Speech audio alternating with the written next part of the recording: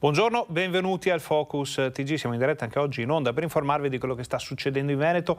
Tantissime le notizie dalla nostra regione, ma anche da Roma, ad esempio, dove sono in corso le consultazioni per quello che dovrebbe essere il nuovo governo. Vedremo se ci saranno novità di lanci d'agenzia nazionali, ve li daremo qui in diretta nel nostro telegiornale. Tanta cronaca come ogni giorno, a partire dagli incidenti stradali, furti, rapine, problemi di sicurezza in questa nostra regione, problemi anche, e ormai lo vediamo quotidianamente, con le bollette, con i costi dell'energia che salgono, esplodono letteralmente e coinvolgono le famiglie, ma anche le imprese, i locali, i bar, i ristoranti, tutto quello che è il mondo del tempo libero, i negozi, le cosiddette aziende energivore, ovvero quelle che hanno bisogno di più energia. Ne parleremo anche con un collegamento in diretta con un europarlamentare che ci racconterà che cosa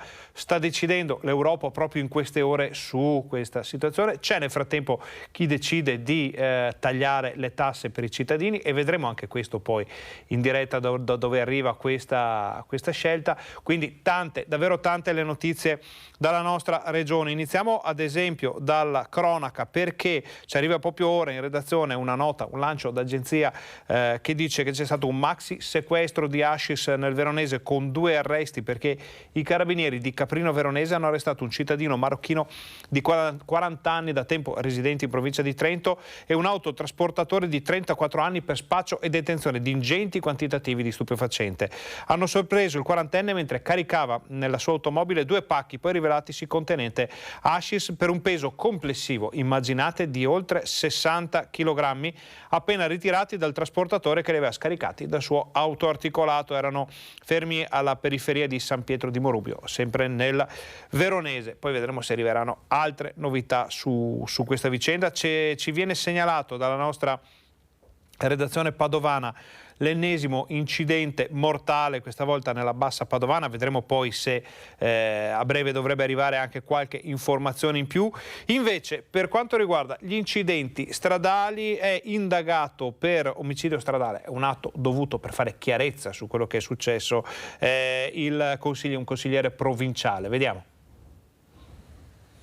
10 giorni dall'incidente stradale in cui ha perso la vita il 41enne Alessandro Nalon, operaio morto lo scorso 12 ottobre in uno schianto frontale a San Giorgio in Bosco, il pubblico ministero ha iscritto nel registro degli indagati per omicidio stradale il consigliere comunale e provinciale Fabio Miotti, coinvolto nello schianto.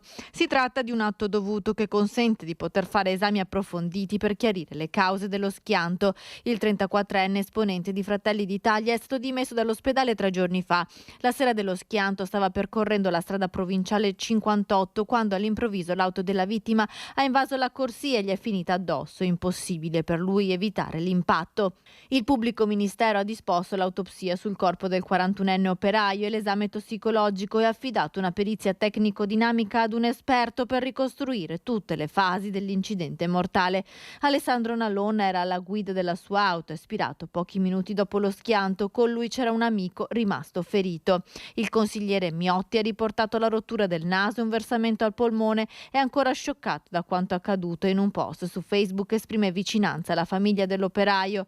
Eravamo stesi sullo stesso marciapiede ma abbiamo avuto 2 destini diversi, ha detto Miotti. Resta la tristezza ed un pesante senso di vuoto pensando a chi non ce l'ha fatta. La data dei funerali di Alessandro Nalon deve essere ancora fissata.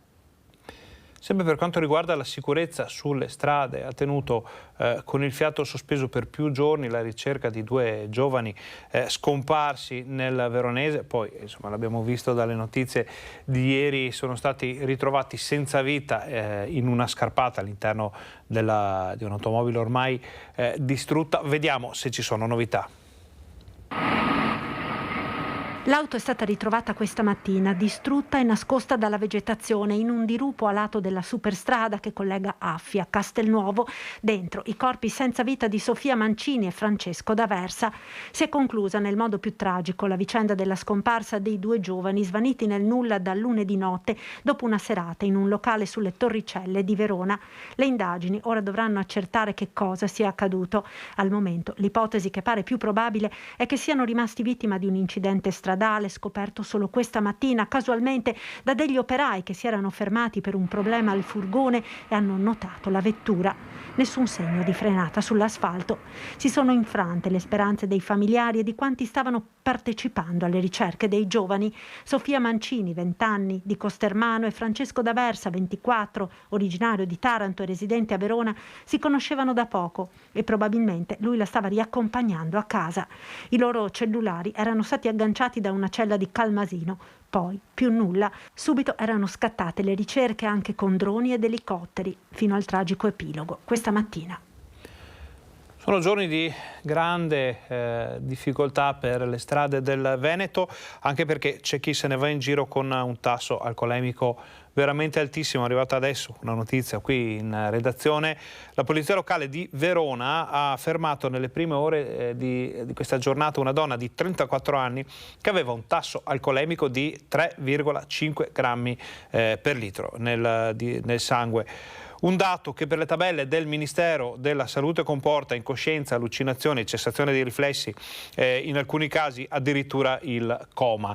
Per la donna veronese scatterà la denuncia penale con sanzioni che possono andare dall'arresto da 6 mesi a un anno, un'ammenda da 1.500 a 6.000 euro, la decurtazione di 10 punti dalla patente, la sospensione della patente da 1 a 2 anni, ma anche la confisca del veicolo. Non è l'unico caso di automobilisti che se ne andavano in giro con tassi alcolemici altissimi. Ad esempio ieri un automobilista di 80 anni ha divelto vari paletti lungo una pista ciclabile. Da gennaio a oggi a Verona sono state ritirate 193 patenti per guida in stato di ebbrezza. Nel 2021 erano state 151.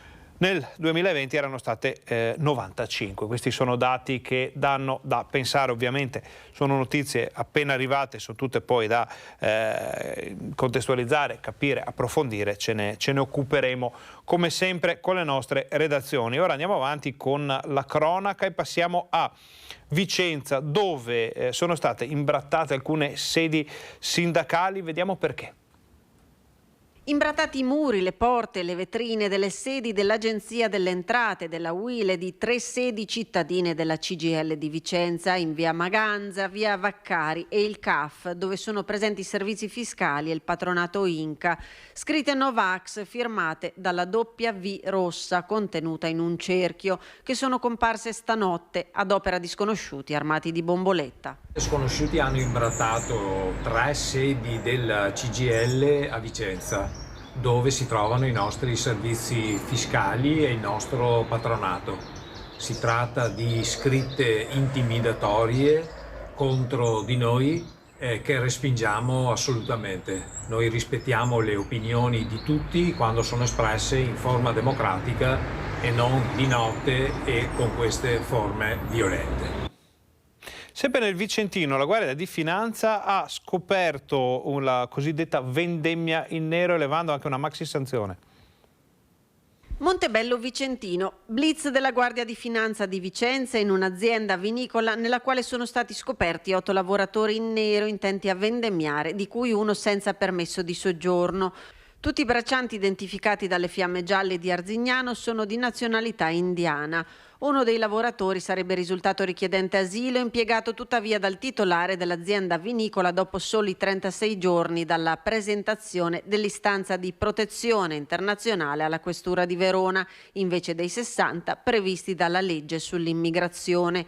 I finanzieri hanno denunciato l'imprenditore titolare dell'azienda e sanzionato per circa 90.000 euro. I funzionari dell'Ispettorato del Lavoro di Vicenza hanno emesso anche un provvedimento di sospensione dell'attività, misura poi revocata a seguito della regolarizzazione delle posizioni lavorative dei 7 soggetti trovati a prestare la propria attività in nero.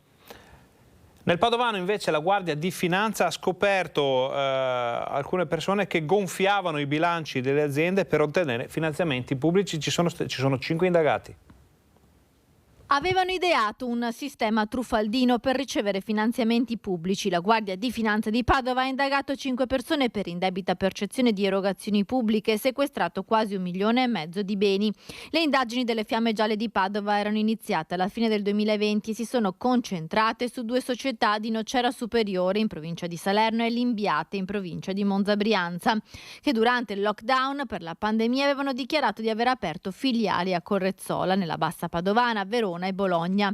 I 5, 4 uomini italiani, tra di loro anche un consulente aziendale e una donna romena, avevano acquisito delle società non più operative intestandole a dei prestanomi. Poi avevano chiesto finanziamenti in banca presentando documentazioni false, inventando contabilità e gonfiando i bilanci per farle apparire sane.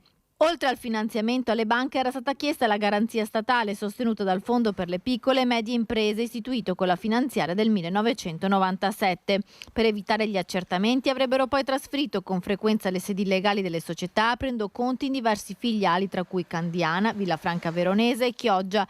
Una volta ottenuto il denaro veniva trasferito con bonifici a società di Milano, nel Mantovano, a Padova, Piove di Sacco, Rosolina e Nocera Superiore e poi dirottati su conti correnti in Romania riconducibili agli indagati che al termine delle indagini sono stati denunciati.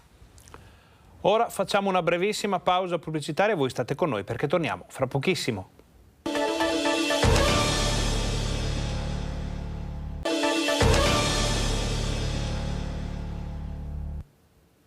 Buongiorno, bentornati al Focus TG, siamo in diretta anche oggi in onda per informarvi di quello che sta succedendo in Veneto. Vediamo le notizie nel momento stesso in cui arrivano, perché ci è arrivata adesso una nota dal comune di Vicenza che parla di uno spacciatore in manette, uno denunciato a piede libero in stato di libertà e un acquirente segnalato alla prefettura. È l'esito dei controlli antidroga della polizia locale dopo una serie di indagini su segnalazione di alcuni cittadini lungo la ciclabile che collega via Monsignor Onisto a via Piccoli e via Soldà. Siamo nel quartiere dei Pomari di Vicenza. Continuano quindi le attività di contrasto al traffico di sostanze stupefacenti eseguita dal nucleo speciale attivato proprio dal comune di Vicenza con l'ausilio dell'autorità antidegrado, delle telecamere di videosorveglianza e dell'unità cinofila. Ha portato al sequestro di un certo quantitativo di hashish, di alcune dosi di marijuana, di un coltello multiuso, uno a serramanico per il taglio della sostanza stupefacente, oltre a materiale per il confezionamento delle dosi. Ci sono anche delle foto, dei video, delle immagini piuttosto eclatanti che naturalmente vedremo nella TG Vicenza di questa sera. Questa è solo la nota che ci è arrivata in questo momento dal comune di Vicenza e come sempre le nostre redazioni se ne stanno occupando. Ora ci spostiamo nella Bassa Padovana, nella Montagnanese, dove i canali in secca stanno portando a un'impressionante moria di pesce. Vediamo. Centinaia e centinaia di pesci morti stanno riaffiorando in questi giorni da molti canali nelle zone del Montagnanese. I corsi d'acqua quasi asciutti sono ricoperti dalle carcasse di pesci, una situazione che molti cittadini hanno segnalato con delle foto allertando ARPAV e Consorzio di Bonifica. Via Borgofuro a Merlara, Borgo San Marco e via Rovenega a Montagnana, la moria di pesci sarebbe da imputare a dei lavori di manutenzione di una centralina elettrica di Zevio nel Veronese che porta acqua verso il Consorzio LEB, che a sua volta distribuisce e regola la portata dei corsi d'acqua che afferiscono al Consorzio di Bonifica Adige e Bacchiglione per la zona della Bassa Padovana. I lavori purtroppo non sono coincisi con le piogge, da qui l'abbassamento dei livelli d'acqua e la moria dei pesci nei canali. Sì, i pesci nei canali della Bassa Padovana galleggiano morti a pancia in su, una dozzina di tartarughe sono state invece salvate nel Veneziano. Vediamo come. Grazie alla segnalazione di una cittadina, i carabinieri del nucleo CITES di Venezia hanno recuperato a San Donà di Piave 12 tartarughe abbandonate vicino ai contenitori della raccolta differenziata, salvandole da morte certa. Sono stati trovati 2 maschi adulti, una femmina adulta e 9 testudo di recente nascita, tutti senza identificazione con microchip. Gli esemplari sono stati sequestrati alla luce dei reati di abbandono di animali e di detenzione di specie protette dalla Convenzione CITES senza documentazione necessaria, motivo che spesso spinge i proprietari a disfarsene rilasciandoli nell'ambiente naturale o abbandonandoli nei posti più disparati. Su disposizione della Procura di Venezia, le tartarughe sono state affidate al centro di recupero fauna esotica selvatica e tartarughe marine di San Canzian di Isonzo, dove troveranno casa in un ambiente appositamente studiato per le loro caratteristiche. Cambiamo decisamente argomento, pur rimanendo nella pagina della cronaca. Andiamo a vedere un professore che è stato indagato per molestie. Il PM chiede il processo a Padova. È stato chiesto il rinvio a giudizio per il docente 60enne di un liceo cittadino accusato di violenza sessuale. Sul caso è impegnata la procura di Padova con il PM Sergio Dini, che dopo 6 mesi di indagini partite dall'esposto presentato dalla famiglia di una delle 6 studentesse che sarebbero state oggetto delle molestie, adesso ha chiesto il processo. Il primo caso risale al 2017, episodi ripetuti mentre le ragazze erano in classe e anche durante l'intervallo. Anche la scuola ha avviato un'indagine interna. Il docente, rispetto alle accuse, si è sempre dichiarato innocente. Ora andiamo a Venezia, perché c'è stato un gesto nelle scorse ore da parte di 2 turisti francesi che hanno rubato, pensate, una gondola allo stazio dell'Accademia e si sono messi ai remi, andando ripetutamente a sbattere anche contro un pontile della CTV. Hanno rubato una gondola dallo stazio dell'Accademia e si sono messi a remare in pieno Canal Grande a Venezia. Non essendo affatto dei gondolieri e non avendo alcuna esperienza di laguna né ai remi, la logica conseguenza è stata quella di andare ripetutamente a sbattere in modo rovinoso contro le rive e il pontile CTV dell'Accademia. 2 turisti francesi sono ora nei guai. Sono stati fermati dalle volanti della Questura di Venezia e alla richiesta di spiegazioni hanno risposto che volevano semplicemente andare a fare un giro. È un episodio che è davvero incredibile, quello che si è consumato nella notte appena trascorsa a Venezia. La gondola, di proprietà di Roberto Bognolo, gondoliere professionista, era ormeggiata per la notte all'Accademia e non a San Tomà e ha riportato danni per circa 15.000 euro. Si tratta di un fatto piuttosto grave subito dal mio cliente, che è un noto gondoliere veneziano. È per questi motivi che lui intende perseguire fermamente i responsabili di questi fatti, sia in ambito penale che in ambito civile, anche ai fini del risarcimento e del ristoro di tutti i danni patrimoniali, non patrimoniali e soprattutto morali patiti. Il proprietario della gondola è stato avvisato con una telefonata intorno alle 3:30 di oggi che la gondola era stata ritrovata, anche se con numerosi strisci, ammaccature e danneggiamenti di vario genere. Per fortuna sono stati notati da un gruppo di fiossi che lavorano allo stazio del Danieri in riva degli Schiavoni. Fiossi è il termine con cui in dialetto vengono chiamati i tirocinanti gondolieri. Li hanno fermati fino all'arrivo del personale della questura e delle volanti. I turisti francesi sarebbero stati ai remi per oltre un'ora prima di essere scoperti. Allora, andiamo avanti con la cronaca. Nel frattempo arrivano notizie da Roma perché ha parlato Giorgia Meloni dopo l'incontro al Quirinale con il capo dello Stato. Si dovrebbe arrivare in giornata, secondo la stampa nazionale, al conferimento dell'incarico proprio a Giorgia Meloni per il nuovo governo. Vediamo che cosa succederà, poi magari riusciamo a farvi sentire anche il discorso integrale durante il seguito della nostra informazione. Andiamo avanti però con la cronaca, perché ci confermano allora dalla nostra redazione padovana che c'è stato un incidente, l'ennesimo incidente stradale dall'esito mortale di questo 2022. Siamo a Solesino, aveva 53 anni il piccolo imprenditore di origine magrebina, morto in un incidente accaduto in via 20 settembre. Secondo le primissime informazioni pare che abbia perso il controllo della vettura nella quale si trovava da solo e che non ci sia stato poi più niente da fare. Naturalmente anche qui arrivano altre informazioni, eccole, sono arrivate proprio ora. Ha perso il controllo del veicolo andando a sbattere contro un'abitazione attorno alla mezzanotte, quindi qualche ora fa. Far scattare l'allarme al 112, un cittadino, immediati i soccorsi. Come dicevamo, non c'è stato più niente da fare per il 53enne conducente e unico occupante del veicolo.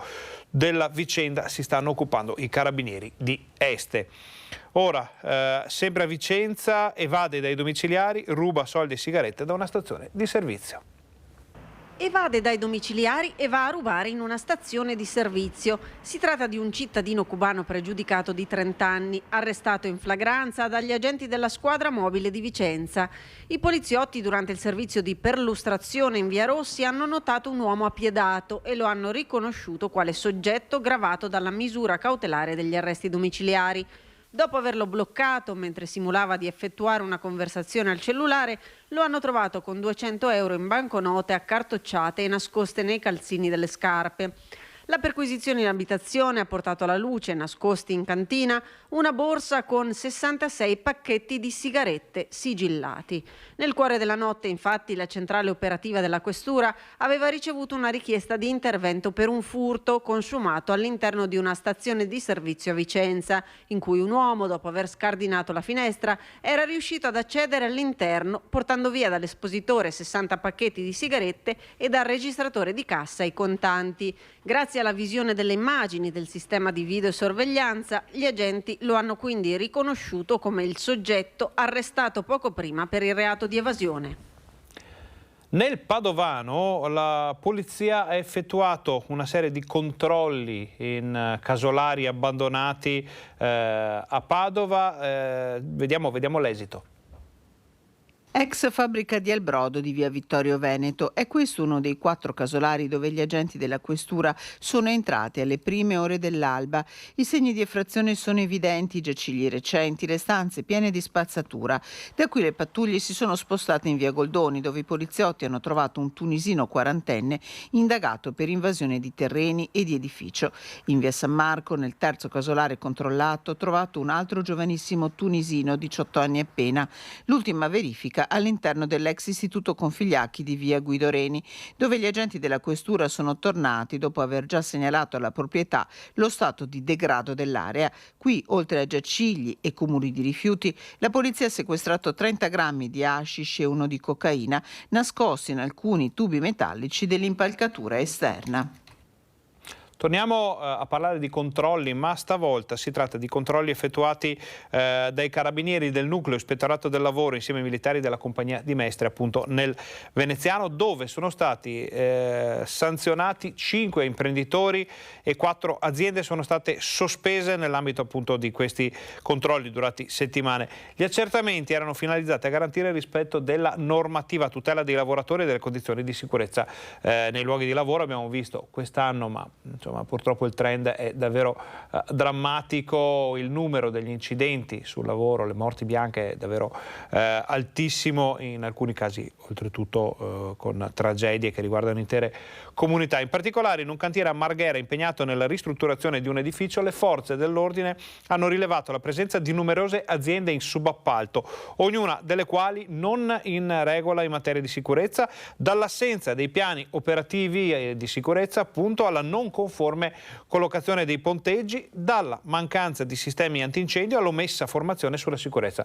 Per i lavoratori l'attività ha consentito di individuare anche 3 lavoratori in nero. Nei confronti delle aziende sospese sono state comminate sanzioni per un importo complessivo di 55.000 euro. Se arriveranno altre notizie riguardo a questo blitz, a questa serie di operazioni del nucleo ispettorato lavoro, ve le daremo nel corso della nostra informazione. Adesso però facciamo una breve pausa pubblicitaria.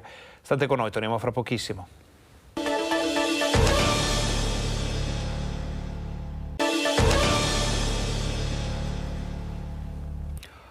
Buongiorno, bentornati al Focus TG, siamo in diretta anche oggi in onda per informarvi di quello che sta succedendo in Veneto. Allora, in attesa di un'altra notizia che ci arriva dal Padovano riguardante un ciclista che è stato travolto ad Arsego con la caccia al pirata della strada, vediamo un vertice in prefettura, questa volta a Treviso, per chiarire la situazione della sicurezza nella Marca, in città. A Treviso una rissa sfociata in omicidio, a Serravalle un agguato finito a colpi di forconi e ammazze.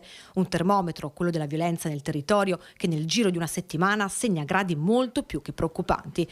L'omicidio di Fiera e l'aggressione di Vittorio Veneto, 2 tragiche e distinte storie di cronaca che raccontano di uno stesso spaccato sociale, legato ad ombre e vulnerabilità di un settore lavorativo, quello dell'edilizia. Una spia questa che ha visto accendere anche l'attenzione del Comitato per l'Ordine e Sicurezza Pubblica, svolta questa mattina una speciale riunione in prefettura a Treviso a cui hanno preso parte il prefetto Angelo Sidoti, il sindaco Mario Conte e i vertici delle forze dell'ordine della città. Abbiamo preso spunto dai 2 episodi di rissa, purtroppo anche con una persona deceduta avvenuti nei giorni scorsi, per fare un quadro generale della situazione della sicurezza e anche legato al mondo dell'edilizia. Controllo sulla sicurezza e regolarità del lavoro nel mondo dell'edilizia, capitolo questo che aveva già siglato un incontro nei giorni scorsi. Nei giorni scorsi, durante un incontro anche sui temi della sicurezza sul lavoro, ANCE,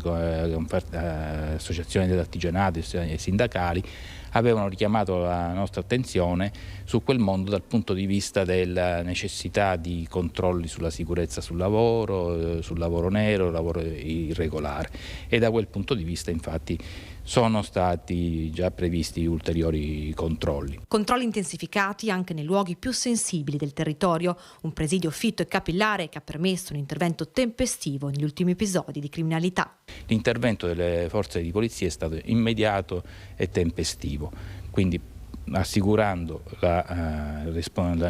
l'identificazione e poi arresto o deferimento di stato di libertà all'autorità giudiziaria dei presunti responsabili. Al vertice era presente anche il sindaco di Treviso, Mario Conte. Sentiamo cosa ha detto. Noi viviamo nella città e nella provincia più sicura d'Italia, questo lo dicono i numeri ufficiali del Ministero degli Interni. Ovviamente questi episodi vanno a minare la sensazione e la percezione di sicurezza per i nostri cittadini, però è altrettanto vero che c'è stata una pronta risposta da parte delle istituzioni che nel giro di poche ore hanno assicurato alla giustizia i responsabili. Così il sindaco di Treviso, Mario Conte, dopo il vertice sulla sicurezza in prefettura. Parole che rispondono a chi in città percepiva un vento di paura. Sono episodi totalmente slegati sia l'uno dall'altro, ma soprattutto slegati dal tessuto sociale della nostra città, e questo francamente ci rassicura decisamente. Dobbiamo continuare a lavorare, alzare l'asticella della sicurezza, scambiare informazioni tra istituzioni e forze dell'ordine e soprattutto rafforzare il rapporto con la cittadinanza che informi di tutte le presenze sospette che ci sono nel territorio. Un omicidio, quello di Fiera, avvenuto proprio lì, in un quadrante della città, tra i più coperti dalla presenza di pattuglie delle forze dell'ordine, così ha spiegato il primo cittadino. Un omicidio che sembra avere radici molto profonde. Probabilmente ci sono anche dei business sommersi, quale il lavoro nero, però le forze dell'ordine stanno lavorando ognuno per la propria competenza e quindi i casi non resteranno così indiscussi. Sebbene nel Trevigiano c'è stato il cosiddetto agguato a Serravalle, caccia ai complici dei due fratelli che hanno aggredito e ferito 3 persone. I carabinieri stanno visionando le immagini delle telecamere di videosorveglianza dove è avvenuto l'agguato, ma soprattutto stanno controllando i contatti, i luoghi di lavoro, le frequentazioni di tutte le persone coinvolte, alla ricerca di indizi per risalire all'identità dei complici dei 2 fratelli responsabili dell'aggressione. Dopo l'agguato a suon di forconi, cacciaviti, piccozze e mazze, almeno 2 o 3 si sono dileguati facendo perdere le tracce, ma per loro le ore sono contate. Nei contatti potrebbero esserci i loro nomi, mentre 2 dei 3 fratelli vittime del pestaggio sono dovuti ricorrere nuovamente alle cure dei sanitari. Uno ha subito una grave lesione ad un polmone, l'altro al fegato. Ora sono sotto osservazione in ospedale e si cerca il movente di questo brutale agguato avvenuto sotto gli occhi dei residenti. Le indagini dei carabinieri si stanno indirizzando verso il mondo lavorativo che accomuna le persone coinvolte. Tutti lavorano per imprese edili, alcuni con contratti irregolari, non solo, ma sarebbero stati impiegati anche in alcuni casi nelle stesse aziende. Si scava, si cerca di dare delle risposte e di verificare in quale contesto è maturato quello che ormai sembra un vero e proprio regolamento di conti. A guidare la spedizione punitiva i 2 fratelli albanesi, un 19enne e un 32enne, quest'ultimo arrestato perché in casa aveva 20 grammi di cocaina. Oggi udienza di convalida dell'arresto. Non è comunque escluso, alla base di questa aggressione, che ci siano anche traffici illeciti. Nessuna pista viene scartata. Ed è caccia anche al pirata della strada che questa mattina all'alba ad Arsego di San Giorgio delle Pertiche ha travolto un ciclista e si è allontanato dal luogo dell'incidente. Erano le 6 quando in via Signoria ad Arsego di San Giorgio delle Pertiche un ciclista proveniente dal centro del paese è stato travolto all'altezza di questo incrocio da un'auto che si è data alla fuga. Sull'asfalto i segni dell'incidente sono ben visibili. L'uomo è stato sbalzato finendo dal lato opposto della carreggiata. Immediati sono scattati i soccorsi. Il ciclista è stato trasportato dai sanitari del SUEM 118 in ospedale a Campo San Piero. Ferito, non sarebbe in pericolo di vita. Le indagini sono condotte dai carabinieri del radiomobile di Cittadella. Le forze dell'ordine stanno esaminando le immagini di tutte le telecamere della zona in collaborazione con la Federazione della Polizia Locale del Campo San Pierese. Poche le auto in giro a quell'ora, il cerchio potrebbe presto stringersi. Un lungo rettilineo via Signoria dove purtroppo spesso si corre troppo, raccontano i residenti. Su quello stop lì sono successi altri morti. Corrono veramente forte e io non ho mai visto vigili su questa strada. Allora, andiamo avanti con il Padovano perché questa mattina c'è stata una manifestazione di protesta nella zona della stazione dei treni da parte degli studenti medi. Il futuro governo, dicono, non ci rappresenta. Si sono dati appuntamento sul piazzale della stazione di Padova gli studenti medi in protesta contro il governo che sta nascendo in queste ore. Uno striscione per terra, diversi cartelloni pronti da usare in corteo. I ragazzi si sono alternati al microfono per spiegare le loro ragioni e per chiedere la difesa di diritti conquistati come la legge sull'aborto o la tutela contro ogni tipo di discriminazione. Grandi anche i timori per la scuola che non sarebbe al centro del programma del governo che si sta formando. Gli studenti si sono dati appuntamento alla manifestazione in programma domani a Bologna. Certo, torneremo in piazza domani, saremo in piazza Bologna insieme a GKN e Fridays for Future. GKN è il collettivo dei lavoratori di fabbrica GKN di Firenze. Domani danno una piazza nazionale, una mobilitazione nazionale in cui si converge dagli studenti alle lotte ambientaliste, alle lotte lavoratrici, alle lotte femministe, quindi questo. A Padova sono scontenti anche gli studenti universitari per il problema non solo del reperimento di alloggi, ma anche per le aule e le mense strapiene, studenti seduti a terra costretti a lunghe code. Vediamo. Studenti in aula seduti a terra, code di un'ora fuori dalle mense e persone che addirittura mangiano per strada. Le foto sono scattate da alcuni studenti universitari e diffuse da UDO, Unione degli Universitari di Padova, che torna a chiedere che i vertici dell'Ateneo ascoltino le istanze degli studenti. La situazione delle aule dell'Università di Padova è preoccupante. I professori, quando vedono gli studenti seduti a terra, non iniziano la lezione, ha spiegato in una nota il senatore accademico e coordinatore di UDO Domenico D'Amico. Emergenza abitativa, aule e mense non sufficienti sono situazioni già denunciate, hanno inoltre scritto i rappresentanti degli studenti, chiedendo attraverso una petizione con più di 10.000 firme che la DAD rimanesse uno strumento didattico ausiliario alla luce di un'emergenza abitativa palese. Ora cambiamo argomento, andiamo a vedere quelle che sono le ricadute, i problemi con il costo dell'energia, le bollette, le materie prime che costano sempre di più per tanti comparti, tanti settori del vivere quotidiano. Abbiamo parlato con le famiglie, abbiamo parlato con i cittadini e siamo andati più volte a sentire anche ad esempio i ristoratori. Sentite questa storia che arriva dal Trevigiano. In una foto apparsa sui social, Beppo Tonon era diventato il simbolo della disperazione dei ristoratori nel periodo buio dovuto alla pandemia. Poi ha rialzato la testa e ha ricominciato a sorridere. È stata un po' lunga, però diciamo che quest'estate abbiamo lavorato molto bene. Si sono riprese tutte le feste, tutti gli eventi, i matrimoni, tutto quello che si fa e anche la gelateria. Ora però la preoccupazione del caro bollette riporta il pensiero, seppur in modo diverso, ai problemi di 2 anni fa. Adesso però speriamo che dopo la pandemia non arrivi anche il problema dell'energia, che è già arrivato, in qualche modo è già arrivato.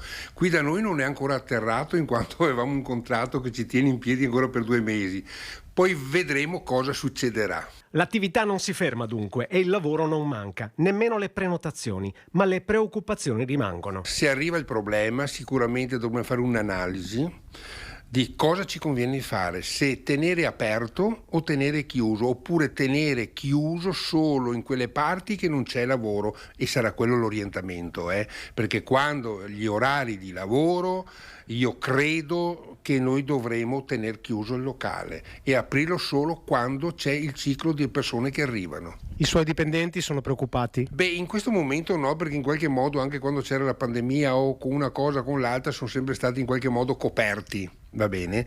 Però siamo qui che viviamo un po' l'attesa, è quest'aria di attesa di quello che succede che non sappiamo. La speranza è sempre viva in Thonon e c'è ottimismo anche nei confronti delle istituzioni. E nel mese di novembre è sempre stato un mese molto debole di lavoro anche per eventi, adesso si sta riempendo tutto il sabato e la domenica con eventi, feste, lauree, compleanni, la gente ha anche voglia di uscire, di festeggiare. Va bene, è stata troppo in prigione in qualche modo. Speriamo che non ci siano appunto questi eventi straordinari che mettono paura, perché in qualche modo la paura vedo che è già stata un po' superata, lo vedo nell'atmosfera delle persone, nell'aria della gente. Si fida di questo governo che sta nascendo? Io ho tutte le ottime speranze di fidarmi che mantengano quello che hanno promesso. Speriamo che sia la volta buona. Ora facciamo una brevissima pausa pubblicitaria. Voi state con noi, torniamo fra pochissimo e parleremo con qualcuno che si sta occupando della questione energetica in Europa per fare un po' il punto della situazione, quindi state con noi davvero.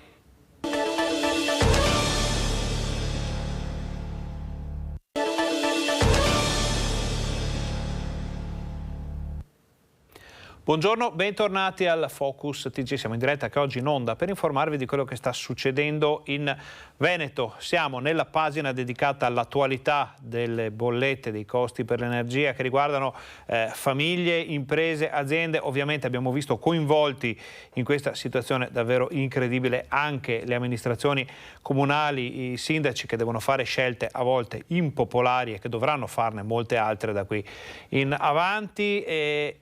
Questa situazione parte anche da lontano, a radici che affondano in Europa, e per noi c'è qualcuno che se ne intende perché è proprio in Europa il suo lavoro ed è l'europarlamentare Paolo Borchia. Buongiorno, grazie per essere qui con noi anche oggi. Buongiorno a voi, grazie per l'invito e buongiorno a chi ci segue da casa. Allora, ci eravamo sentiti, onorevole, i nostri telespettatori se lo ricordano bene, solo qualche giorno fa dicendo che ci sarebbero stati degli appuntamenti piuttosto importanti in queste ore. Aspettiamo aggiornamenti. Sì, questa notte si è concluso il Consiglio europeo che, ricordiamo, è il summit che riunisce i capi di Stato e di governo e diciamo all'ordine del giorno i due punti principali erano rappresentati appunto dall'andamento del conflitto in Ucraina e chiaramente dal tema del caro bollette. Ecco, diciamo alle 3:46 di stanotte hanno mandato questo comunicato stampa dove si fa presagire una mezza fumata bianca, però dal mio punto di vista credo che la strada sia ancora abbastanza lunga. Infatti diciamo che il Consiglio europeo che si è concluso stanotte ha dato il via libera a degli orientamenti generali, poi la settimana prossima ci sarà un'altra riunione dei 27 ministri che si occupano dell'energia e lì speriamo che qualche passo in avanti venga fatto. Diciamo che quello che faticosamente è stato raggiunto questa notte sono stati alcuni punti di principio. Io chiaramente sono sempre molto scettico sul fatto che si riuscirà ad arrivare ad un tetto del gas, però al momento la formulazione che è stata adottata è quella di questo corridoio dinamico. E corridoio dinamico cosa vuol dire? Che si tratterà di andare a porre un limite a quelli che sono i picchi infragiornalieri, quindi i prezzi massimi che vengono raggiunti dal famigerato ormai TTF, che è l'indice radicato presso la borsa di Amsterdam, che è quello che stabilisce il prezzo del gas nei vari contratti. Poi chiaramente si lavorerà nei prossimi mesi ad un altro indice che vada a riflettere in maniera più fedele quello che sta succedendo nei mercati, quindi cercando anche, se possibile, di evitare delle speculazioni. gli stati saranno chiamati ad acquistare almeno il 15% del gas che andranno a mettere nei propri stoccaggi con una formula di acquisto che ricarica un pochino quella sui vaccini, vale a dire gli stati si metteranno assieme, e diciamo che questa è stata una linea che è stata portata avanti, pensate, dagli stati più piccoli che temevano di rimanere senza gas, temevano di far fatica sul mercato a reperirlo, però diciamo che per il nostro paese cambierà poco, e poi chiaramente si punterà tanto sul risparmio energetico, però chiaramente il punto è che i consumi domestici rappresentano una quota del consumo, però poi non dimentichiamoci che ci sono anche i consumi industriali. Io in questi giorni sto girando per diverse attività economiche e chiaramente chi ad esempio possiede una pizzeria al taglio ovviamente ha bisogno del forno, e il forno di energia ne consuma e tanta. Ecco, la domanda è questa: dall'Europa la distanza in chilometri è parecchia al Veneto, ma quante saranno e che tempi ci saranno per le ricadute invece più immediate per le aziende, le imprese, i cittadini? Ma chiaramente questa è la domanda che mi sento porre con maggiore frequenza. Allora, io non amo mai cercare di indorare la pillola, perché chiaramente le problematiche ci sono sotto gli occhi di tutti e particolarmente evidenti. Adesso la situazione generale è questa. Normalmente l'autorità, l'ARERA, l'autorità che si occupa dell'energia, andava a ritoccare all'inizio di ogni trimestre il prezzo del gas e dell'elettricità. Chiaramente quello che è successo negli ultimi mesi, i vari picchi che si sono riscontrati ad Amsterdam, hanno fatto sì che a luglio venisse presa la decisione di andare mensilmente a modificare i prezzi per evitare che appunto dei picchi poi andassero ad originare un carro bolletta che non andava a riflettere quello che era il prezzo di mercato. Verosimilmente, poi oggi siamo al 21, vediamo cosa succederà nei prossimi giorni, però verosimilmente la bolletta di novembre come costo dell'energia dovrebbe essere in discesa rispetto ad ottobre, però aspettiamo a cantare vittoria. Al momento negli stoccaggi italiani, ricordiamo che il gas viene pompato come riserva nei giacimenti esausti, più o meno siamo al 92-93% della capienza, quindi stiamo andando abbastanza bene. Se l'inverno di quest'anno non dovesse essere particolarmente rigido, penso che a livello di reperibilità di gas non dovremo avere problemi. Chiaramente questo non è un problema che si esaurisce finito l'inverno, perché ci sono grosse preoccupazioni per quanto riguarda l'inverno del 2023, per cui adesso chiaramente secondo me la cosa più importante è avere visione, sapere cosa ci aspetta nei prossimi mesi, non sbagliare le scelte che saremo chiamati a prendere in queste settimane. Però diciamo che per quanto riguarda l'inverno del 2022 sono cautamente ottimista, ma sottolineo cautamente, anche perché purtroppo abbiamo visto negli ultimi mesi che purtroppo le sorprese sono sempre state dietro l'angolo. Sì, viene un po' da sorridere, anche perché insomma poi dovremo rendere conto ai cittadini, noi che mandiamo in onda lei che ha fatto queste dichiarazioni, se le cose non dovessero essere così magari qualcuno ci bacchetterà, ma siamo qui per rispondere proprio quotidianamente a quello che succede, a raccontarlo. Onorevole, lei che oltre a essere in Europa naturalmente è sempre presente sul territorio, ha detto che quella che le abbiamo posto qui dallo studio è una delle domande che le viene fatta più spesso. Che cosa chiedono adesso soprattutto le imprese, le aziende del Veneto a voi che siete in Europa? Ma chiaramente quello che viene richiesto da parte delle aziende è quello di riuscire a trovare delle soluzioni che vadano ad abbassare il costo del gas. Poi cerchiamo di capire perché si parla troppo spesso magari a sproposito di rinnovabili, troppo spesso di nucleare, però chiaramente ci sono soluzioni che vanno adottate subito e ci sono soluzioni che invece verranno buone fra una trentina d'anni. Insomma, io lo sapete, sono sempre stato molto aperto per quanto riguarda il continuare a sondare quelle che saranno le opportunità offerte dal nucleare di quarta generazione, però se ne riparlerà verosimilmente per una trentina d'anni. Questo non vuol dire che non ci dobbiamo pensare oggi, anzi questo è stato un grosso limite della politica energetica italiana negli ultimi 20 anni. Chiaramente per quanto riguarda l'immediato, per abbassare il prezzo del gas servirebbe più gas sul nostro mercato, far sì che chiaramente chi lo vende venga messo in condizioni di essere in una concorrenza maggiore con altri fornitori. Per cui in seguito allo scoppiare della guerra in Ucraina è stata presa la decisione politica di non rifornirsi più di idrocarburi in arrivo dalla Russia. Benissimo, il problema è che non avevamo le soluzioni pronte, per cui anche dal punto di vista dei prezzi, dal punto di vista delle speculazioni, i risultati sono sotto gli occhi di tutti e soprattutto vanno a impattare sulle tasche di tutti quanti. Per cui adesso verosimilmente per quanto riguarda il tema del gas naturale liquefatto che viene trasportato in Italia via nave e lo acquistiamo dagli Stati Uniti piuttosto che dal Qatar, dal Congo, dall'Australia, adesso in Italia abbiamo funzionanti 3 rigassificatori a Porto Viro. C'è quello che garantisce maggiore produzione all'Italia, parliamo di 12 miliardi di metri cubi su 70 che utilizziamo a livello nazionale in media negli ultimi anni.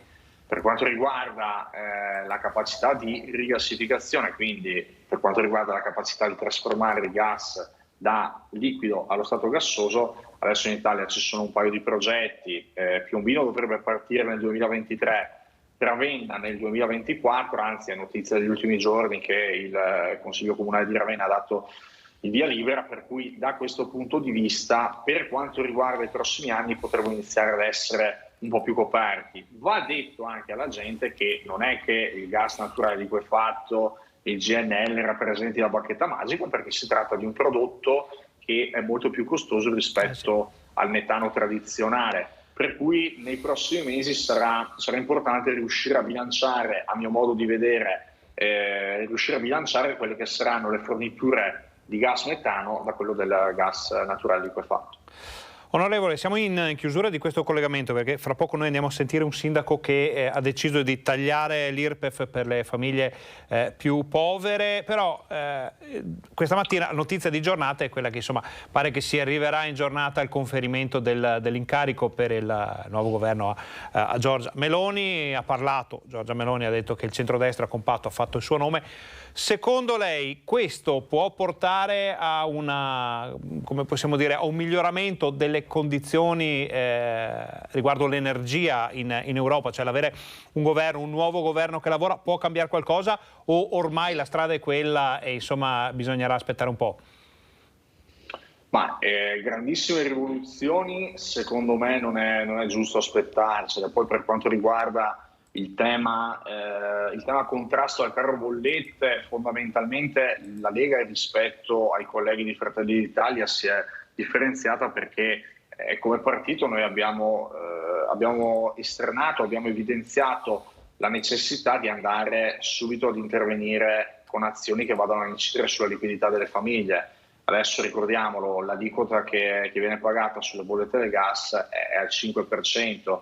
Io di mio non amo fare spesa pubblica ad occhi chiusi, però se l'alternativa deve essere far saltare il sistema, allora qualche altro sforzo deve essere fatto. Poi ricordiamoci che senza misure strutturali, senza che le regole del gioco cambino in maniera radicale, poi effettivamente c'è il rischio di dover ogni trimestre intervenire per far sì che non sia un bagno di sangue, anche perché magari io in casa mia posso dire mi metto un maglione in più, dormo con una coperta in più, però ricordiamoci che da un lato ci sono le categorie più vulnerabili, chi deve rimanere per forza di cose chiuso in casa, non ha grande mobilità e quindi è giusto che abbia un clima casalingo più adeguato a quelle che sono le proprie condizioni di salute. Ci sono gli ospedali, ci sono i settori industriali energivori, per cui da questo punto di vista, rispondendo alla sua domanda, io mi auguro che ci siano dei passi in avanti. Poi per quanto riguarda il compito a casa che devo fare io, la prossima settimana avanzerò una richiesta ufficiale alla Presidente della Commissione Europea von der Leyen chiedendo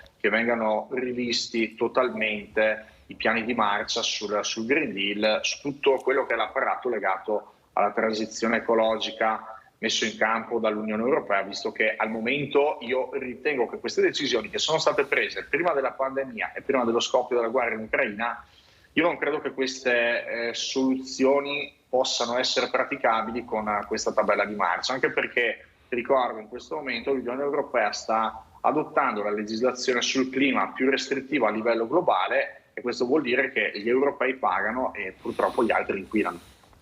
Allora, intanto ringraziamo l'europarlamentare Paolo Borchia per tutte queste informazioni, veramente tantissime. Grazie per essere stato con noi. Ci diamo appuntamento alla settimana prossima per fare il punto settimanale su quello che succede in Europa in merito a questa situazione davvero complessa. Grazie ancora. Sì, con molto piacere, anche perché, come anticipavo, la settimana prossima ci sarà la riunione, ci sarà il Consiglio Energia, quindi la riunione dei 27 ministri che si occupano di energia, che saranno chiamati a declinare in termini un po' più concreto quello che è stato stabilito stanotte dai capi di Stato. Un incontro piuttosto importante di cui vi daremo conto. Grazie onorevole, buon lavoro.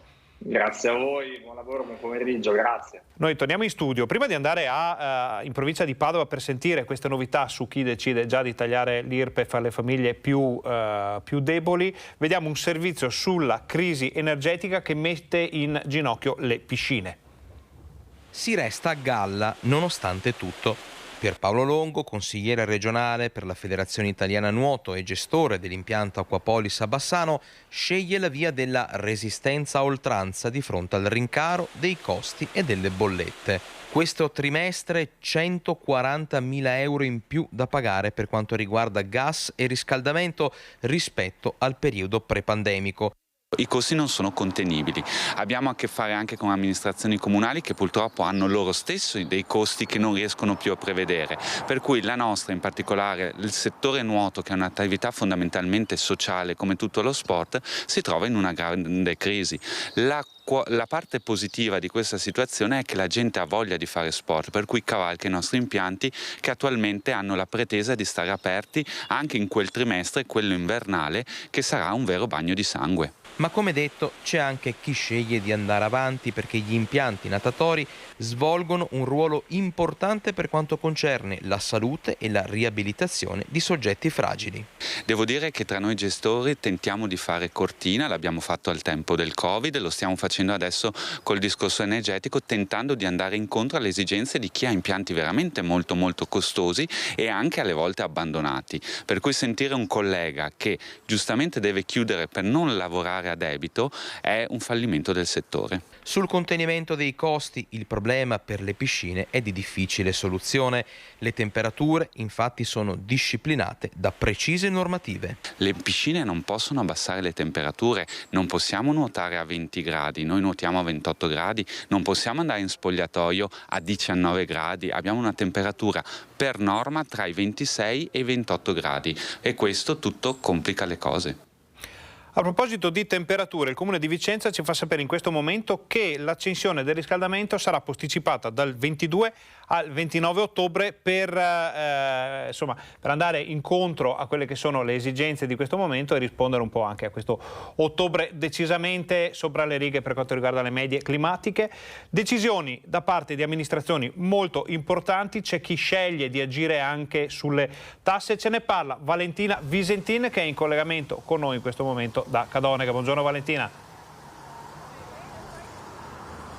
Sì, buongiorno, qui con me c'è il sindaco di Cadoneghe, Marco Schiesaro. Parliamo di taglio dell'IRPEF, un annuncio fatto dal sindaco e un provvedimento che riguarda le famiglie più in difficoltà. Sindaco, ci dà qualche dettaglio di questa operazione? Sì, è una riforma fiscale che guarda praticamente e direttamente negli occhi ai cittadini. Stiamo dicendo che a partire dal 1° di gennaio del 2023 ben 2.000 persone a Cadoneghe non pagheranno più l'addizionale comunale legata all'IRPEF. 2.000 persone quindi che avranno un reddito ISEE, che è l'indicatore della situazione economica equivalente, fino a 10.000 euro annui, e quindi non è il reddito in busta paga perché talvolta è anche superiore. Diamo quindi aiuto alle classi più deboli e soprattutto alle persone più in difficoltà. Chi sono indicativamente i destinatari? Sono le famiglie monoreddito, gli anziani, i pensionati, gli invalidi, i padri e madri separati, i single, quindi coloro i quali hanno un reddito pro capite, un indicatore ISEE fino a 10.000 euro. È il terzo provvedimento a sostegno dei cittadini, ci sono già stati delle riduzioni degli sgravi in altri ambiti. Quali sono state le precedenti misure? Commercio, casa, busta paga, sono i 3 pilastri dell'azione dell'amministrazione comunale di Cadoneghe. Quest'ultima la busta paga. A luglio abbiamo ragionato invece sulla diminuzione degli oneri sulla casa, quindi un taglio tra il 50 e il 60%. Chi rigenera casa, chi abbatte, ricostruisce, insomma chi investe sulla propria casa avrà un abbattimento fiscale tra il 50 e il 60%. La terza gamba è quella del commercio, cioè stiamo dicendo che per le insegne e tutta la promozione pubblicitaria non pagheranno più nulla, e anche i plateatici, quindi ristoranti, bar, pizzerie, pasticcerie che hanno i tavolini all'esterno, il plateatico non sarà più pagato, non sarà più dovuto al comune. Lo facciamo per lasciare soldi in tasca alle aziende e ai cittadini perché possano camminare in questi momenti difficili. Sindaco, ma com'è possibile? Perché invece tanti altri comuni stanno invece ragionando su un aumento dell'aliquota IRPEF proprio per far fronte ai bilanci comunali che come nelle piccole case così anche nel comune avranno a che fare con l'innalzamento delle bollette, il caro energia, e quindi tanti sindaci sono proprio in difficoltà anche a chiudere i bilanci. Com'è possibile invece poter ridurre le tasse? Le tasse si riducono efficientando la spesa pubblica, investendo meglio i denari pubblici e abbattendo il debito. Il comune di Cadoneghe aveva un debito molto importante nel 2019 quando mi sono insediato, e con l'assessore Sposato al bilancio abbiamo galoppato per poterlo abbattere, rinegoziando anche i mutui, quindi i saggi di interesse applicati sul debito. Questo permette di liberare risorse correnti da destinare dove? Possiamo destinarle davvero in tanti modi. Noi abbiamo deciso di metterli nell'abbattimento delle imposte. Io credo che un amministratore pubblico debba ragionare come si ragiona in casa, bisogna utilizzare al meglio le proprie finanze, i soldi, e cercare di investirli là dove possono generare un delta maggiore di beneficio pubblico per i cittadini.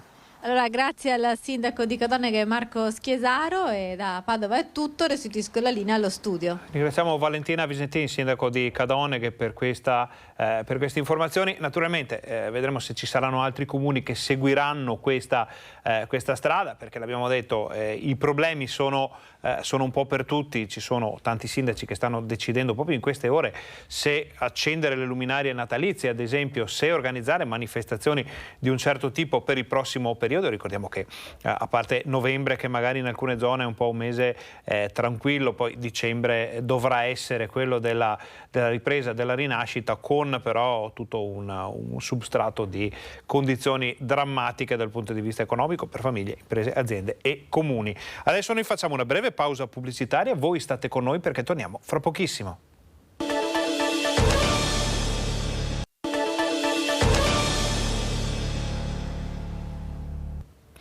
Buongiorno, bentornati al Focus TG. Siamo in diretta anche oggi in onda per informarvi di quello che sta succedendo in Veneto. Abbiamo sentito prima un europarlamentare che ci ha parlato della situazione in Europa, le decisioni che vengono prese, le strategie che vengono portate avanti. Notizia ovviamente da prendere con le pinze che ci ha passato l'europarlamentare Paolo Borchia è che a novembre forse, probabilmente, si spera, ci sono tutti i se del caso, le bollette, soprattutto per l'energia, potrebbero essere più basse, meno invadenti. È tutto da vedere ovviamente, ci siamo fatti un nodo al fazzoletto per vedere poi che cosa succederà e riparlarne nei prossimi giorni. Andiamo a vedere però, visto che il nuovo governo è in arrivo, ricordiamo questa mattina c'è stato l'incontro della delegazione del centrodestra unita con il Presidente della Repubblica Mattarella. Giorgia Meloni ha parlato all'uscita da questo incontro dicendo che il centrodestra ha fatto il suo nome, come era prevedibile, per la formazione di un governo. Sembra che in giornata si debba arrivare alla chiusura di questo percorso, ma noi siamo già andati a chiedere ai bassanesi, in questo caso perché eravamo in piazza Bassano, che cosa dovrà fare il nuovo governo per le bollette. Sentite cosa ci hanno risposto. Il nuovo governo che cosa dovrebbe fare secondo lei per il caro bollette? Per il caro bollette, aiuto. Intanto aiutare le ditte, le fabbriche che hanno prezzi altissimi perché consumano tantissimo e quindi regolare quello, dare degli sconti, delle agevolazioni, se no finisce che devono chiudere. Tanti mi dicono proviamo ad andare avanti fino a Natale, dopo toccherà chiudere se continua così. Bonus? No, non mette bonus, adesso lì la Meloni non credo. Non risolve i problemi. E quindi? Quindi qua ognuno deve arrangiarsi. Dovrebbe essere più la gente che non dovrebbe più pagare, tutti quanti, perché non è un discorso di effettivo valore di quello che ci addebitano, non è quello, è più a monte il discorso e secondo me tutta la gente paga, in qualche maniera paga, secondo me non dovrebbe pagare nessuno. Proprio opporsi proprio completamente, diciamo, a questo tipo di tirannia. Intanto dovrebbe mettere le bollette non come prima, però dovrebbero darci una regolata, insomma, perché ci sono famiglie che sono veramente in difficoltà. Con dei bonus, altri bonus secondo lei? Ma non lo so questi bonus perché rattoppano all'attimo e dopo a lungo andare però non servono poco. Dovrebbe mettere un freno ai prezzi, però non è che sia una cosa che possono decidere così. Speriamo che ci riescano. Adesso. Quindi un tetto massimo al prezzo dell'energia e del gas? Un tetto massimo al prezzo, soprattutto per le imprese, perché altrimenti si ferma l'Italia se le imprese non vanno avanti. Come ha detto questa persona che abbiamo trovato a Bassano, si ferma l'Italia se le imprese non vanno avanti e uno dei settori più in difficoltà ormai da mesi, perché la situazione ha portato davvero tantissime novità, delle quali quasi nessuna piacevole per il comparto dell'agricoltura, il settore primario, l'allevamento, la produzione della cosiddetta filiera lattiero-casearia, l'SOS dell'agricoltura, gli operatori dicono l'incertezza ci impedisce la pianificazione. Caro bolletti in agricoltura che rischia di paralizzare aziende e produzione, che si aggiunge al rincaro delle materie prime ad una stagione segnata dalla siccità. Tra i settori più in difficoltà nel Vicentino quello avicolo, reduce da un anno in cui ha subito un duro colpo anche a causa dell'aviaria. Le bollette dell'energia elettrica sono triplicate da marzo a ottobre, per cui gli stessi allevatori adesso dicono insomma finisco questo ciclo e dopo ci penso se rimettere gli animali in produzione. L'incertezza è quello che ci sta accomunando più o meno tutti, in tutti i settori, perché non riusciamo a capire cosa prevedere da qua a qualche mese. Ma non solo, altro settore particolarmente colpito, quello degli impianti a biogas. Sono pagati per l'energia che producono, rinnovabile, 28 centesimi al kilowattora, quando sappiamo benissimo che oggi il prezzo di mercato sfiora i 70 tranquillamente, e quindi si ritrovano in una situazione di estrema difficoltà nell'approvvigionamento di quello che serve per produrre l'energia e dei costi di elettricità. Anche il settore della produzione del latte, segnato anche dal problema delle materie prime. Dopo l'estate siccitosa manca foraggio, manca l'erba medica, i prezzi sono aumentati, da qui l'appello all'Europa.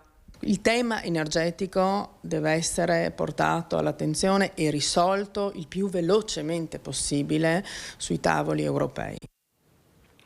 Torniamo ai problemi delle famiglie, perché ci sono 665.000 veneti a rischio povertà. Noi avevamo già denunciato che con l'autunno, quindi siamo in pieno autunno, moltissimi cittadini, quei 665.000, ma noi ne stimiamo sicuramente ancora di più per quello che sta accadendo, non saranno in grado di pagare le bollette, oppure dovranno decidere tra alimentarsi o riscaldarsi, e quindi ricreando una situazione che la nostra generazione ha sentito solo raccontare. È la SPCGIL a lanciare l'allarme povertà anche per il Veneto, la regione locomotiva del ricco nord-est, che si trova a fare i conti con un numero di residenti sotto la soglia di povertà in aumento di anno in anno, e dati preoccupanti che registrano un più 57% rispetto al periodo pre-pandemia. Tra i più penalizzati gli anziani, soprattutto quelli con pensioni inferiori ai 1.000 euro mensili, che in Veneto sono più di 350.000. Dai sindacati la richiesta di misure immediate di sostegno. Intanto di intervenire sulla speculazione che secondo noi in questi mesi è stata assolutamente non presa in particolare considerazione, e dopo devono essere fatti interventi di tipo economico proprio per evitare una situazione economica sociale spaventosa, io dico proprio spaventosa. E allora la politica, gli amministratori si stanno mobilitando per cercare di dare risposte quanto prima. Rucco, ad esempio, sindaco e presidente della provincia di Vicenza, dice servono strumenti straordinari come in tempo di pandemia. L'energia è cara, l'economia è scarica. Oggi il presidente della provincia di Vicenza, Francesco Rucco, sostiene le 1.000 piccole e medie imprese vicentine che hanno scritto al capo dello Stato, Sergio Mattarella, e alla presidente della Commissione europea, Ursula von der Leyen. È necessario che l'Europa, ma anche il governo italiano, intervenga e tratti questa situazione come una vera e propria emergenza alla pari di quella che è stata la pandemia con il Covid. Quindi strumenti straordinari che possano dare sostegno alle aziende, risposte in tempi brevi, ma soprattutto un tetto e un intervento economico per il sostegno alle famiglie, alle imprese, per salvaguardare appunto il futuro di questo Paese. In realtà le aziende vicentine avevano già segnalato nel giugno del 2021 ai parlamentari e agli europarlamentari veneti il rischio di uno shock energetico che poi si è puntualmente verificato. Oggi il nuovo governo dovrà affrontare prioritariamente il problema dei costi di elettricità e gas. I parlamentari hanno il compito precipuo di rappresentare i vicentini sia in Europa per i parlamentari europei che per i parlamentari nazionali al governo e quindi in Parlamento. Ci vuole uno strumento efficace e immediato, c'è già un ritardo consistente, si doveva intervenire prima, questo va detto al governo uscente. Aspettiamo che il nuovo governo adotti delle misure straordinarie in accordo con l'Europa. Vediamo anche altri elementi di contorno alla situazione economica attuale, ad esempio al Marco Polo di Venezia i dipendenti incrociano le braccia. Vediamo perché. Non riusciamo a trovare un dialogo serio con il gestore. Abbiamo provato come si utilizza a utilizzare il dialogo, non ce l'abbiamo fatta e quindi siamo stati costretti a proclamare 4 ore di sciopero. Dunque, dalle 14 alle 18 di venerdì i dipendenti dell'aeroporto Marco Polo incroceranno le braccia. Da tempo attendono risposte che però non arrivano. La ripartenza del traffico ha scoperto e ha scoperchiato alcuni temi organizzativi e di carichi di lavoro. Questo sistema sta creando dimissioni a raffica.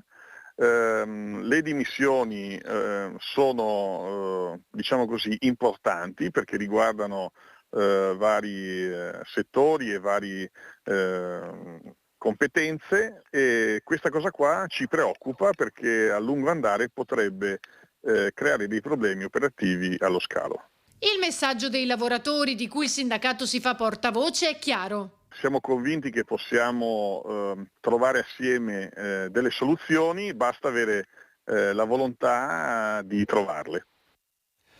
Cambiamo ancora argomento. Domani 22 ottobre una ricorrenza piuttosto importante, piuttosto particolare anche per i veneti. Ricordiamo il 22 ottobre di 5 anni fa si è svolto il referendum per l'autonomia del Veneto, lo ricorda anche il nostro contagiorni che dice 1825 giorni in attesa del governo. Ieri è stato annunciato un flash mob, una manifestazione che si svolgerà domani pomeriggio a Bassano proprio per puntare il dito, riportare il faro dell'attenzione dei cittadini, della politica, degli amministratori sul tema dell'autonomia del Veneto. Ci saranno, pare, tanti anche politici, amministratori di tutte le forze politiche. Vediamo che cosa succederà.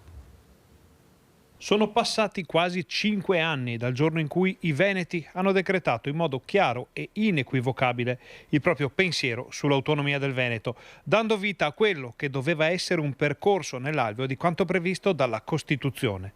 L'obiettivo, che sembrava a portata di mano, è diventato uno scomodo testimone che si sono consegnati i vari governi. E più volte i veneti e i loro rappresentanti hanno ribadito che la pazienza è ormai giunta al limite.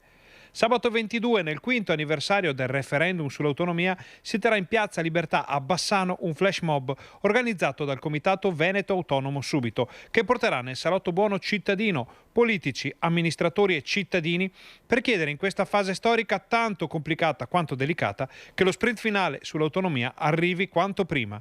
Il nostro contagiorni è giunto a quota 1824 in attesa del governo e sono in molti a chiedersi quanto ancora bisognerà aspettare.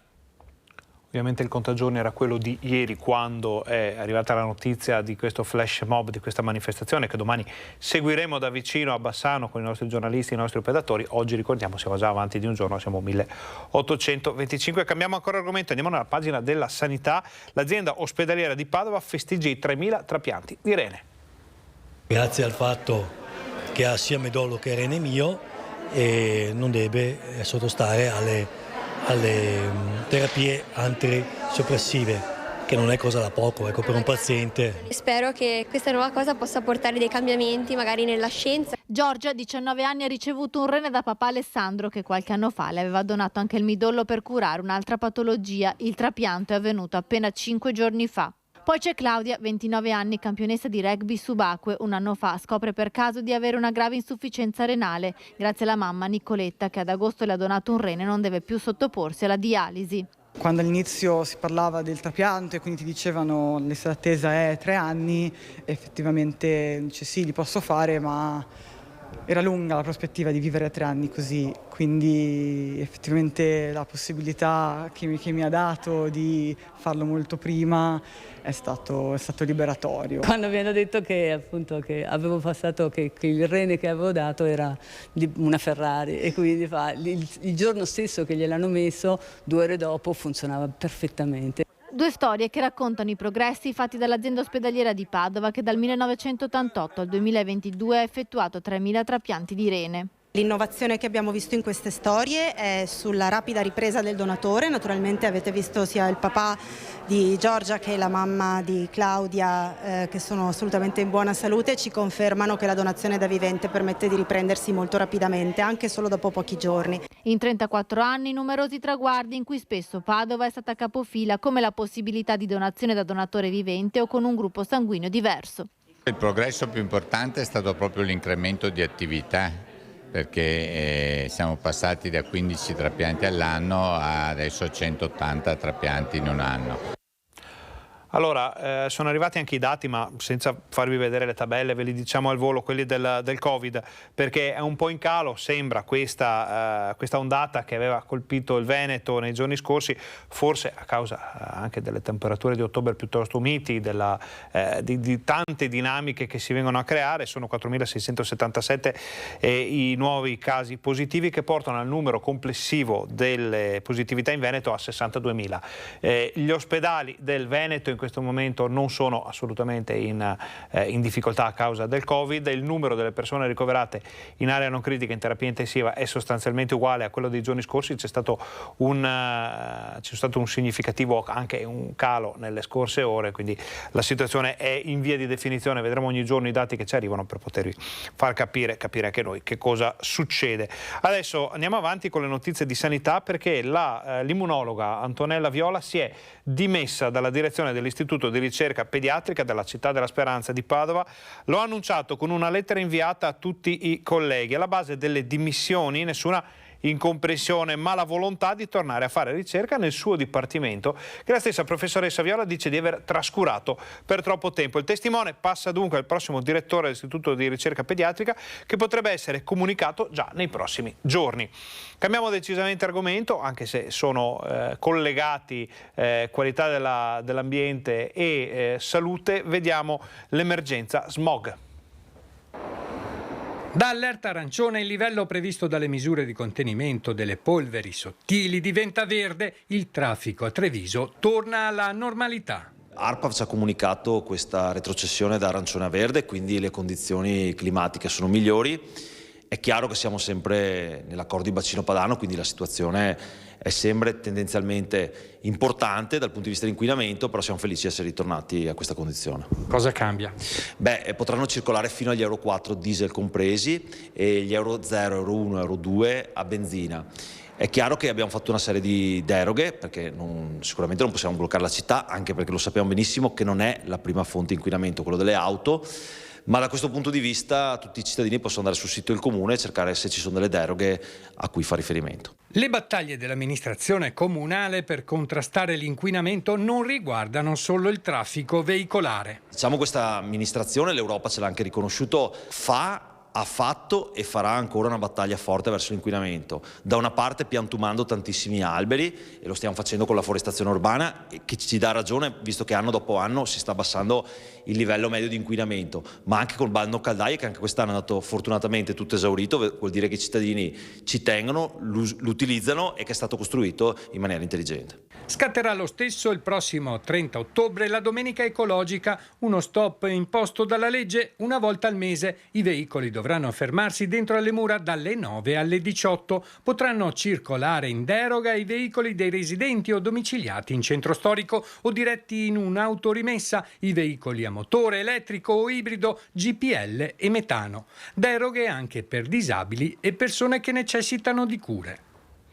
Ci sono decisamente meno problemi di smog nelle zone che andremo a vedere adesso, perché nella montagna vicentina, nella fattispecie nell'altopiano di 7 comuni, risuonano gli ultimi campanacci per il ritorno nelle valli di uomini e animali. Si chiude la stagione dell'alpeggio, piuttosto lunga perché ormai è ottobre avanzato, ma insomma la qualità dell'erba, la qualità dell'ambiente è buona, ma vediamo che cosa è successo a Gallio. Ancora una volta i campanacci risuonano nelle valli, nei boschi, nelle vie di Gallio, appena prima del ritorno nelle case e nelle stalle degli ultimi malgari e delle mandrie che hanno popolato questa estate le terre alte dell'altopiano dei 7 comuni. Con la transumanza di Malgaspil e ormai gli sgoccioli, nonostante l'ottobre decisamente estivo, la stagione dell'alpeggio chiusa ufficialmente da San Matteo. E così allevatori, gestori, amministratori comunali e cittadini si sono ritrovati in paese per la consegna delle bellissime ciocche dipinte a mano da un'artigiana della zona. I grandi campanacci ornamentali sono stati consegnati a Davide Dalla Rizza di Bassano e Diego Mosele di Gallio. Poi giusto il tempo di un brindisi, di qualche chiacchiera sul momento complicato del comparto e via. È già tempo di portare il bestiame a fondovalle.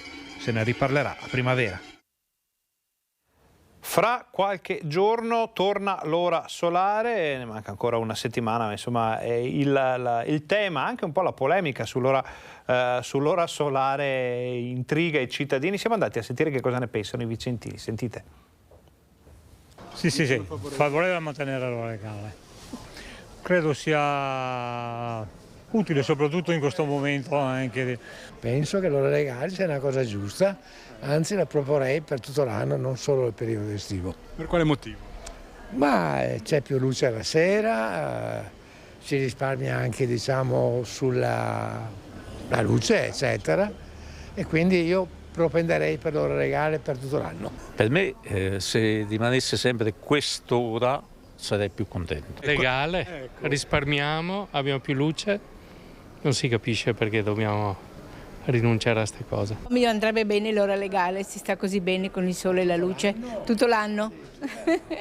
Forse poteva tornare comodo, senz'altro, per risparmiare qualche ora, sì. Visto che gli uffici, i negozi aprono alle 9 di mattina, anche se è buio alle 7, penso che non ci siano problemi. È deluso di questo ripristino dell'ora solare la prossima settimana? Sì, sono deluso e condivido le stesse sue parole. Anch'io vorrei l'ora legale perché alla sera viene buio troppo presto e quindi anche per noi è una cosa più consolante vedere un po' più di luce, insomma. Sì, io avevo sperato anche, ma non ho voce in capitolo. Sono d'accordo anch'io di tenere quella legale. Sono favorevole. Perché? Sempre per un discorso di risparmio. C'è chi quindi ne parla, c'è chi la vede anche questa come una situazione per andare a risolvere, utilizzando un'ora di luce in più, i vari problemi di energia e riscaldamento, ovviamente tutto in via di definizione. Vedremo cosa succederà nei prossimi giorni. Diamo un'occhiata, ma non ci sono in questo momento altre notizie di cronaca che arrivano dalla nostra regione, quindi noi ringraziamo Alessandro Costacurta e Renzo Rigon per la regia. Ringraziamo tutti i colleghi, gli operatori tecnici che ci hanno permesso di portare nelle vostre case tutte le ultime notizie dal Veneto. Ringraziamo voi per essere stati con noi, vi diamo appuntamento a TG Bassano e al TG Vicenza per tutto quello che non è ancora stato detto fin qui, tutto quello che accadrà oggi in quei territori. Vi auguriamo un buon pomeriggio.